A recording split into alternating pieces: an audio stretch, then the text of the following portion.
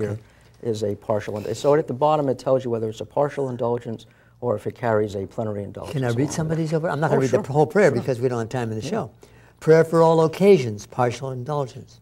Here's one, the act of faith, hope, and love, and act of contrition. Yes. That's partial indulgence. Yes.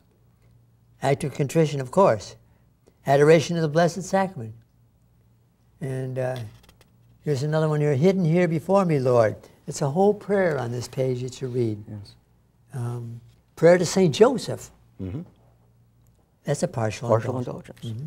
Prayer of thanksgiving. And prayer to the guarding angel. It goes on and on. Here's we were talking about this, visiting the cemetery. Visiting the cemetery. Visiting the cemetery. Yes. Mm-hmm. And the creed. You know, if somebody wanted this book, where would they pick up a book like this? Well, you know, on my website there's a link where they can actually buy it directly from the publisher, which is the Catholic Book Publishing Company. Mm-hmm. But what I noticed when I printed this off for you before the show is that they're out of stock. Oh, no so way. I don't know why they're out of stock, other than maybe I bought a bunch of them, but I can't believe that's the only reason why. Are they expensive? It's about $12, and I have some. So if anybody wants to call you, they can send me an email. They can get in touch with you on the web. Yeah. And I can get them. But really and truthfully, this is a beautiful book, folks. If some of you want to know more about indulgences, you know, I learned it in school a long time back, and I forgot what indulgences were, and you get away from it. And like Steve says, they don't talk about it an awful lot in the church sometimes. And you sort of forget about all the possibilities you have. You know, we're all trying to get to heaven one way or the other. And if we can put this in the bank, huh? Yeah. Well, you know, it's a wonderful thing because it really focuses in on the importance of certain things in our church. For instance, celebrating our baptism. If you were to say there's a certain indulgence in there that carries a plenary indulgence with it, that if you say that particular prayer on the anniversary of your baptism, that's a plenary indulgence. And that's in here, of course. And you'll recognize it. Yes. Yes, you'll recognize it. Oh, here's the Litany of the Saints. Yes. And is that a partial? Let me see here. Yes, I think that one is, because I don't have it on my list here as a plenary indulgence. Yes. For those of you who are not Catholic and listening to this show, the Litany of the Saints, it goes something like this. St. John the Baptist, and then you answer, pray for us, right? Yes. And then you go on, St. Joseph, pray for us. St. Peter and St. Paul, pray for us. St. Andrew, pray for us.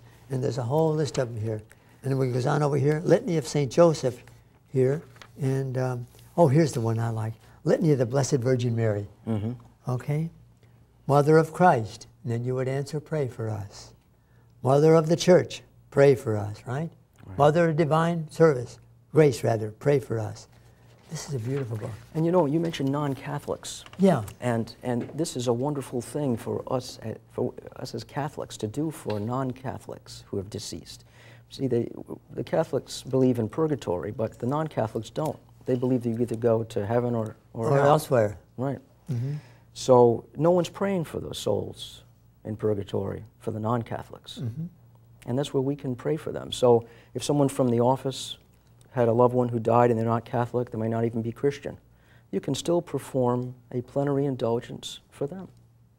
Because you can be assured that their family's probably not praying for them because they think they're already in heaven or elsewhere. So there's more than benefits than meet the eye, really. Absolutely. And so forth. What else would you like to talk about here in the indulgence? Because I don't know how much time we have. I think we got about 5 minutes, and I don't want to cut you out of time because I'm sure there's other things. Sure.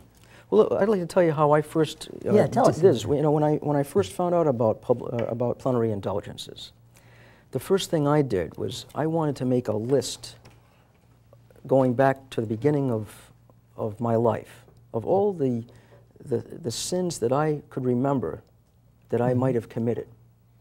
And I wanted to bring that list, and I wrote it down on a piece of paper to confession with me so that I could get a plenary indulgence for myself. This was the first time that I had done it.